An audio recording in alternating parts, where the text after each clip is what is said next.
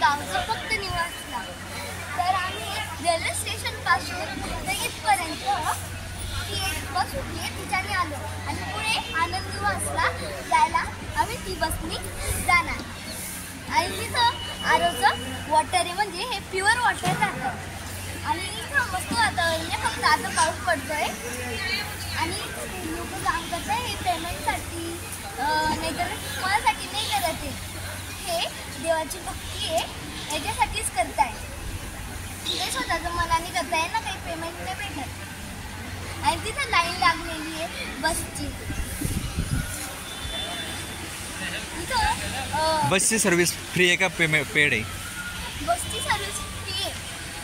इथं वातावरण तर भारी आहे आणि इथे लोक काम करतायत, त्याच्याने स्वच्छता होते, त्याच्यामुळे वातावरण अजून भारी बनतंय. आता पाऊस पडतोय म्हणजे सगळीकडे ग्रीनरी होणार. हे आहे भक्ती निवास. याच्या व्यतिरिक्त अजून आहेत का दुसरे निवास? हा आनंद निवास आहे. 20 आपण भक्ती निवास क्रमांक 3 आहे, ते भक्ती निवास क्रमांक 4 आहे. असे टोटल 6 आहेत. 3, 4, 5, 6. आणि ते बुकिंग रूम करिता सेंटर येतं ना.